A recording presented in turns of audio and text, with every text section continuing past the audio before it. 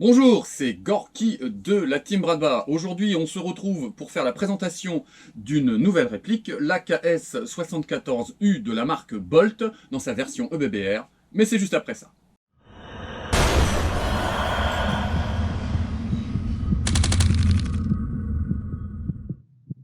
Comme d'habitude, je souhaiterais remercier notre partenaire Airsoft Entrepôt qui, une fois de plus, nous fait confiance et nous envoie une réplique relativement chère, puisqu'on est sur 469,90 €, donc on est sur quelque chose de relativement onéreux.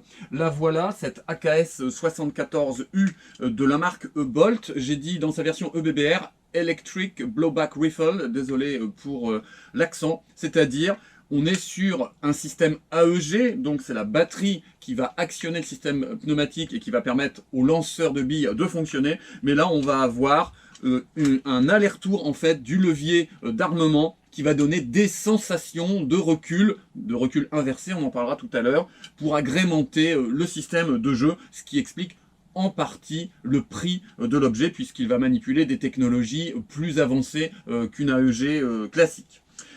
Cette réplique nous est livrée dans une jolie boîte, voilà, qui imite un peu le côté boîte à munitions. Et puis le chargeur aussi, vous voyez, va arriver dans une boîte comme celle-ci, avec dedans un chargeur de type imitation bakélite 5,45 par 39 comme ici. Alors, quand moi je l'ai sorti de la boîte, ça faisait longtemps que j'avais pas eu une petite émotion comme celle-là.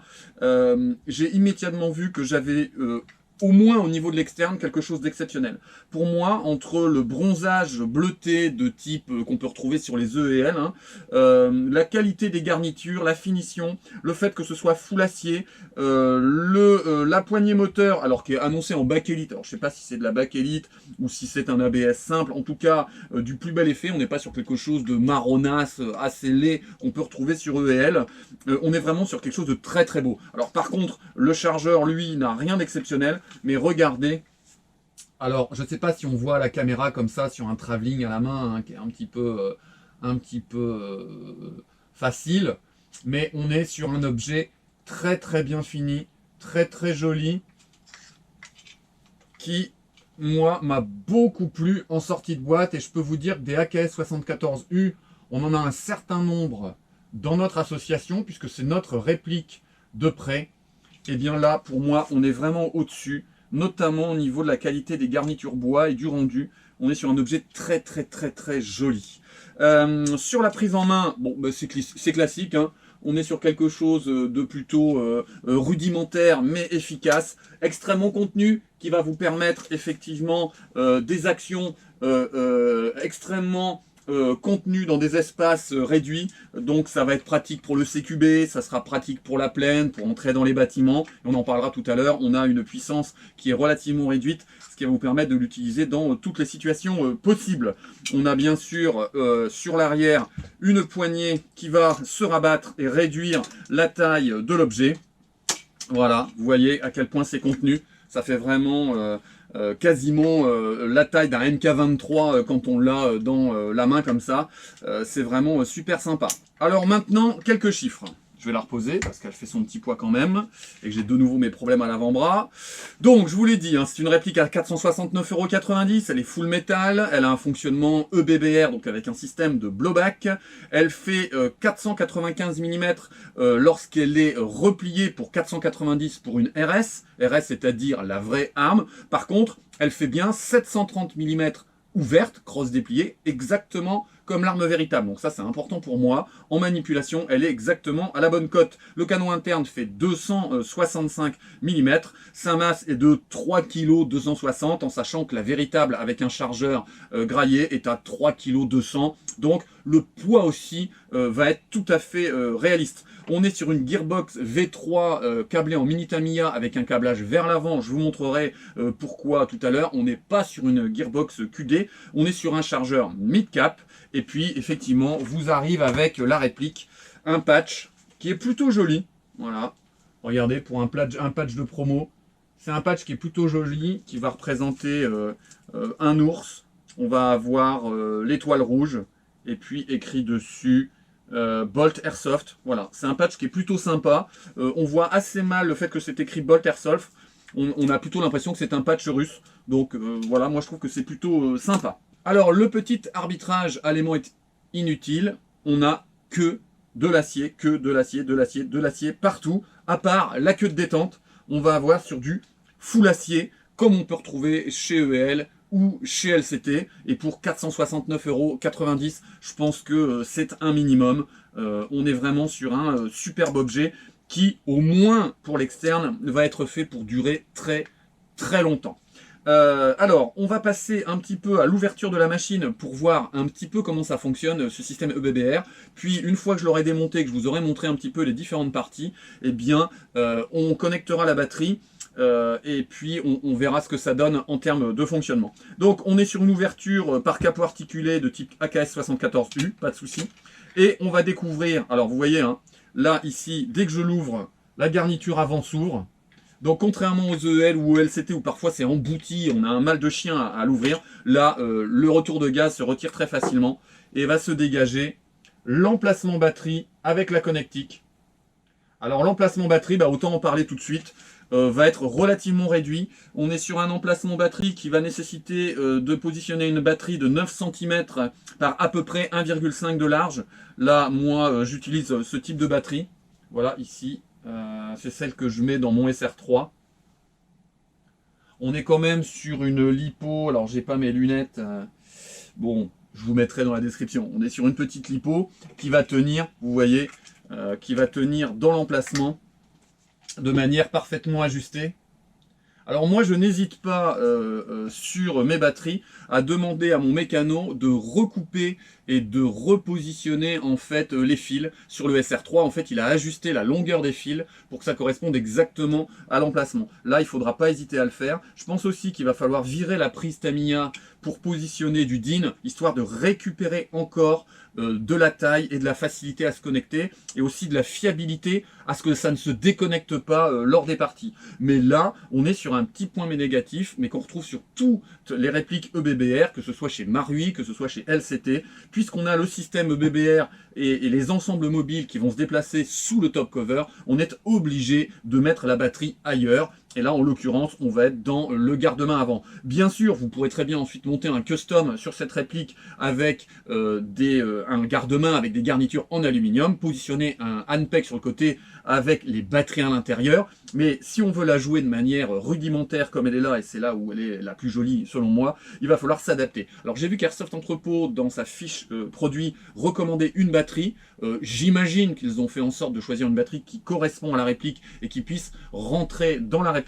Il me semble que, évidemment, c'est une batterie connectée en mini Tamiya. Je vous recommande, si elle existe sur le site, je vérifierai, de commander la même en DIN et de changer la connectique de la réplique. Alors bien sûr, là, moi je considère que je m'adresse plutôt à des joueurs plutôt habitués, qui sont capables de faire un peu de mécanique. Quand on investit dans une EBBR à quasiment 470 €, moi je considère qu'on n'est pas un rookie, on n'est pas dans le début de son parcours d'Airsoft. Sinon, à mon avis, on aura très rapidement des soucis pour pouvoir la jouer de manière efficace. Donc, je vais peut-être être un petit peu rapide, mais je considère que là, je m'adresse plutôt à des gens qui connaissent l'Airsoft et qui, plutôt que de jouer en GBBR, éventuellement, peut-être l'hiver, veulent garder un certain nombre de sensations et passent à l'EBBR. Bien.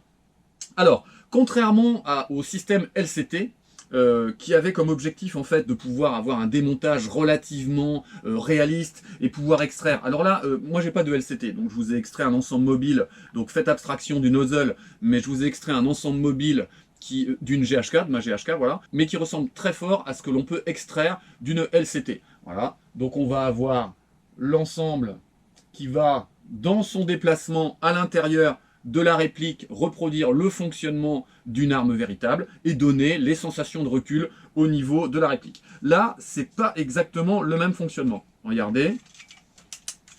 Voilà.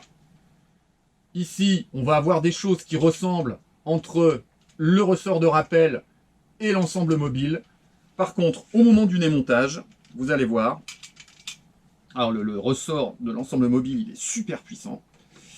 Voilà. On va avoir d'abord le bouton de rétention qui est distinct d'un tout petit ressort de rappel relativement dur. Puis on va avoir une tige à l'intérieur de l'ensemble mobile. Faites attention, cette tige, elle est plus effilée d'un côté. Regardez ici, elle est plus effilée que de l'autre. Et si vous la remettez dans la mauvaise position, elle ne rentrera pas en fait dans le bouton de rétention du top cover. Ensuite, on va avoir une petite masse. Voilà. Quelque chose qui va effectivement faire le poids et créer effectivement ces sensations de butoir vers l'avant lorsque l'on va actionner la réplique. Voilà, une petite masse. Et enfin, on va avoir le système qui reproduit un petit peu l'apparence de l'ensemble mobile et notamment le levier d'armement. Et là, il faut faire attention. Bon, vous voyez là, vous allez apercevoir la tige en acier qui est reliée à l'ensemble mobile et qui va venir dans le rail de la gearbox BBR. Donc vous ferez gaffe en retirant cette partie-là, parce qu'à l'intérieur, on a une petite cale. Voilà. On a une petite cale. On a l'impression que ce sont des canons. Comme s'ils avaient utilisé des canons en laiton. Et là, on va arriver dans l'axe du système de retour de gaz. Et là, vous voyez qu'on va avoir une pièce que moi, je vais appeler la pièce mâle, qui va être celle qui va guider l'ensemble mobile pour arriver à avoir quelque chose de parfaitement axial, contrairement à LCT. Sur LCT, il y avait plusieurs problématiques. Un, on avait l'ensemble mobile qui était raccordé à un crochet, et ce crochet était susceptible de casser. Ensuite, on était obligé de caler l'ensemble mobile à l'intérieur du sight avant, du bloc de sight, parce que sinon, eh bien, les décalages et les vibrations faisaient qu'on pouvait aussi endommager la réplique. Là, je trouve ça plutôt intelligent qu'il y ait ce système de guidage. Donc, pour le remontage, on fait dans l'autre sens. Vous avez ici votre demi-ensemble mobile dans lequel vous allez mettre cette petite pièce. Voilà. Vous réengagez. Alors, c'est évidemment, quand on essaie d'être à la caméra, c'est moins facile. Tac. Vous réengagez ici l'ensemble mobile dans le canon en laiton qui dépasse du bloc de sight avant. Vous replacez bien la tige qui est en acier ici dans la gearbox. Et ensuite, on va avoir le remontage à l'envers. Donc, l'espèce de petite masse qui représente aussi un morceau de l'ensemble mobile. C'est comme si l'ensemble mobile était découpé en plusieurs parties, en fait. Hein. Voilà, donc là, c'est très facile de le repositionner, puisqu'en fait, il a une fente en dessous qui correspond eh bien, à la tige métallique qui va dans la gearbox. Voilà. Ensuite, on fait attention à bien repositionner la tige guide du ressort de rappel avec la partie la plus fine vers l'extérieur. Voilà. Voilà. Ensuite, le demi-ressort de rappel. Et enfin, le bouton de rétention du chargeur. Faites attention à ne pas vous l'envoyer dans la figure, puisqu'en fait, il n'est pas retenu par la tige guide. Il est juste en appui sur ressort. Voilà. Et là, on va avoir le système global. Alors, je peux vous dire que pour tirer le levier d'armement, pour accéder au réglage du hop-up, franchement, faut y aller. C'est vraiment balèze, quoi. Donc, on en profite. Là, ici, on actionne le levier d'armement. Voilà. Et on va avoir la petite tige. Je peux vous dire que là, je bourrine. Hein. On va avoir la petite tige de réglage du hop-up, d'accord, qui va demander, franchement, moi, quand je l'ai voulu l'actionner, je suis obligé de le faire à deux mains, d'accord. Sur mes AK classiques, moi, je suis capable de le faire d'un doigt et hop, d'aller bouger dedans. Là, franchement, il faut avoir un doigt qui tire à fond et la manipulation à l'intérieur. Alors, ça se fait, hein. Franchement, ça se fait. Et je peux vous dire que la tirette est plutôt rigide. On l'actionne assez facilement, on y accède assez facilement. Elle a un retour, on la voit pas bien, elle est dans l'ombre là. Mais on arrive plutôt bien à la régler. Alors, pour refermer le capot, moi je sais pas, quand vous mettrez un grand coup, si ça va se refermer. Moi je l'ai pas fait, hein, c'est pas ma réplique. En tout cas, ceux qui veulent éviter de gratter le bouton de rétention, moi, eh bien, j'ai utilisé une petite clé Allen pour arriver en pression, voilà, et refermer le capot de manière efficace. Alors, maintenant pour le petit test de tir, je vais mettre mes lunettes. Et je vais connecter une batterie en mini Tamiya. Alors on va être sur une batterie 11.1. Et puis on va faire un ou deux petits tests de tir pour vous montrer un petit peu le fonctionnement de la réplique. Je fais un petit cut histoire de poser ma batterie en externe et je suis à vous tout de suite. Voilà, on est revenu de nouveau avec cette réplique de chez Bolt et son fonctionnement en EBBR. Je vais me mettre ici en semi, je vais vous montrer le fonctionnement. On est sur quelque chose qui claque très nettement au-dessus d'un 22 long rifle classique. Donc pour les tireurs sportifs, ça vous donne une idée de ce que ça peut donner. On a un recul dans l'épaule qui est plutôt agréable. On a un cling mécanique. Bon là, on est plutôt dans un garage, mais on va l'entendre sur les terrains, c'est certain. Je considère qu'on est très au-dessus d'un système Marui en termes de sensations. On va être peu ou prou dans le même système que LCT au niveau des sensations. Simplement, je suis bien plus rassuré sur la question de la fiabilité. Le full, bon là, ça me casse les oreilles et on a vraiment des super sensations. Ça, c'est vraiment très positif au niveau du kick. C'est vraiment très intéressant. Alors, je vais retirer ma petite batterie. Voilà. Et mes lunettes. Alors on va parler des chargeurs maintenant. Le souci des chargeurs, eh bien, c'est que j'ai pas trouvé de compatibilité. Voilà. Les DD Arcturus, franchement, ils sont pas loin. Alors, est-ce que en retravaillant le chargeur, on va pouvoir accéder? Peut-être. Les LCT, le LCT, je ne peux même pas rentrer dans le puits de chargement. Les RS, je rentre dans le puits de chargement sans souci. Je suis pas très loin. Pareil, en retravaillant le chargeur, c'est peut-être possible, mais là pour l'instant, je ne peux pas rentrer. Là, on est sur Syma. Syma, je ne peux pas rentrer dans le puits de chargement. Et puis, pour rigoler, le drum Syma. Le drum Syma rentre pas non plus. Donc moi, à titre personnel, si je voulais jouer cette réplique, je serais obligé de m'acheter une série de chargeurs de chez Bolt. Bon, effectivement, comme moi je suis passé à l'ASVAL puis au SR3, j'ai dû me reprendre toute une série de chargeurs, donc ce ne serait pas la première fois de ma carrière. En tout cas, si vous avez acheté des AK Bolt et que vous savez quelles sont les marques compatibles, n'hésitez pas à le mettre dans les descriptions. Moi, ça m'intéresse beaucoup. Alors, maintenant sur la question du test Chronie, elle était annoncée sur une relativement basse puissance. On est sur une réplique qui va tourner, pour moi, celle-ci à 325 FPS. 325 FPS. On va pouvoir engager à bout portant, en CQB, en forêt, se dispenser d'un PA si on souhaite, ou en tout cas dans certaines situations de défense de bâtiment, quand on n'a pas le temps de dégainer et qu'on a son AEG, parfois on est coincé, là, boum, on pourra traiter son petit camarade sans avoir de soucis dans les règles et que l'autre puisse pas nous dire « Ah, tu as fait ci, tu as fait ça, tu m'as fait mal ». Non, là on est à 325 FPS, au PUP à 0.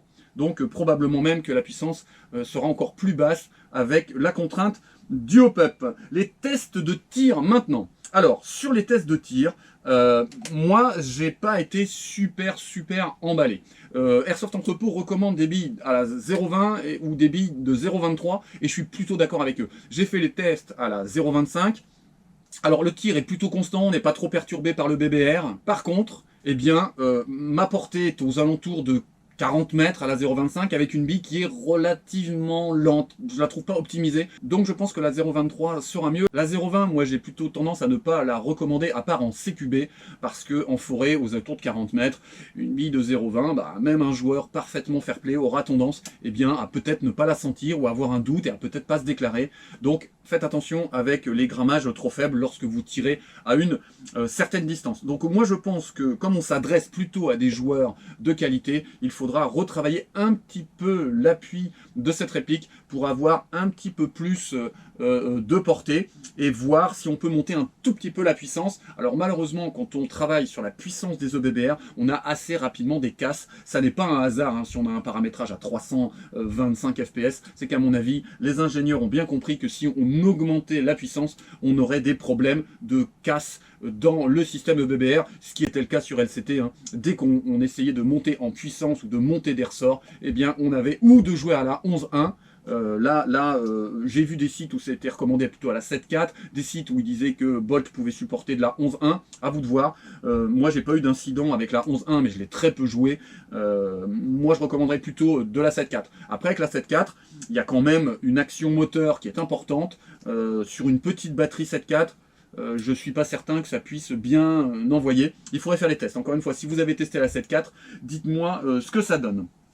Alors, maintenant, si on fait les moins et les plus. Sur les moins, le prix quand même, 470 €, on est quasiment sur le prix d'une GHK, donc les répliques haut de gamme qui fonctionnent à gaz, donc les GBBR, on est au-dessus de EL, on est au-dessus de LCT. Oui, c'est un très très bel objet, avec un système EBBR qui, moi, franchement, est le plus joli système EBBR et le plus fiable que j'ai pu avoir à observer. Plus de sensations que sur Marui, plus fiable selon moi que sur LCT. Donc pour moi, au niveau de la technologie EBBR, on est sur ce que j'ai moi observé de mieux, hein, vous me direz ce que vous en pensez de votre côté. Ensuite, au niveau des petits points négatifs, l'appui. Moi je trouve que l'appui aurait pu être un petit peu plus intéressant. On peut très bien avoir une réplique à 320 fps qui tire sans problème à 50 mètres. Donc il faudrait voir ce qui se passe à l'intérieur. À mon avis, il y a des petites choses à corriger sur l'appui. Ensuite, sur les parties positives, on a un externe, moi, que je trouve d'extrêmement grande qualité, la plus jolie AKS 74U que j'ai pu avoir entre les mains. Je peux vous dire que j'en ai eu des répliques russes entre les mains. Là, on est vraiment sur un objet superbe. On a un kick satisfaisant, vraiment efficace. J'en parlais juste avant, là. On a un système EBBR qui a l'air fiable et qui va allier à la fois les systèmes guidés de Marui et les systèmes avec des maslots lourdes de chez LCT pour avoir un maximum de fiabilité et de sensation. Donc ça, je trouve ça plutôt bien réalisé. Ah oui, un petit point négatif que je rajoute aussi, bon voilà, c'est un petit peu décalé, mais le chargeur. Voilà, je regrette que mes chargeurs Arcturus, Sima, mes chargeurs RS, mon drum, que mes chargeurs LCT ne fonctionnent pas dans cette réplique. J'ai quand même beaucoup de chargeurs en 5,45 par 39 et je serai obligé d'en racheter une. Bien, en petite conclusion, moi je trouve que certes elle est chère, mais elle amène des choses très intéressantes dans le champ de l'EBBR et personne ne sera indifférent à l'extrême qualité de l'externe de cette réplique, ni au bruit, ni aux sensations qu'elle pourra vous procurer. Je la trouve à la fois très belle et extrêmement fun. On arrive à la fin de cette revue. N'hésitez pas à vous abonner, ça me permet, moi, je vous l'ai déjà dit à chaque fois, d'emprunter plus facilement des répliques. Suivez-nous sur notre Facebook, sur notre Instagram. Profitez du fait que le temps n'est pas encore trop pluvieux pour faire un maximum de parties d'airsoft. N'oubliez pas qu'après la sécurité, notre loisir rime avec plaisir. Prenez soin de vous et à très bientôt sur les terrains. Allez, au revoir.